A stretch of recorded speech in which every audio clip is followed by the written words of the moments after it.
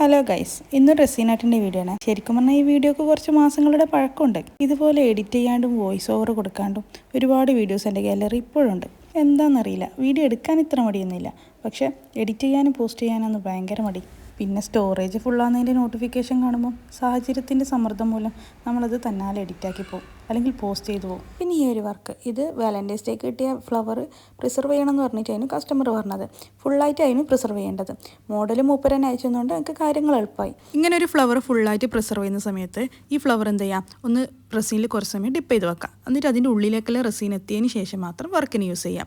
അപ്പോൾ അത് കുറച്ചും കൂടി നമ്മുടെ റിസൾട്ട് ഇമ്പ്രൂവ് ആക്കാൻ സഹായിക്കും. കുറച്ച് തിക്നെസ്സിൽ ചെയ്യുന്നതുകൊണ്ട് തന്നെ കുറേ ഡേയ്സ് എടുത്തിട്ട് വേണം ഇതൊന്ന് സെറ്റായിട്ട് ഫൈനൽ റിസൾട്ടായിട്ട് കിട്ടാൻ വേണ്ടിയിട്ട്. ഇങ്ങനെയുള്ള കുറച്ച് തിക്നെസ് കൂടിയ വർക്ക്സ് ഒക്കെ ചെയ്യുമ്പോൾ ലെയറായിട്ട് ചെയ്യുന്നതായിരിക്കും കുറച്ചും കൂടി നല്ലത്. നിങ്ങൾക്കും നിങ്ങളെ പ്രിയപ്പെട്ടവരെ തന്ന ഫ്ലവേഴ്സോ മറ്റെന്തെങ്കിലും ഇങ്ങനെ പ്രിസർവ് ചെയ്ത് സൂക്ഷിക്കണമെങ്കിൽ എന്നോട് പറഞ്ഞാൽ മതി, ഞാൻ നിങ്ങൾക്ക് ആക്കിത്തരാം.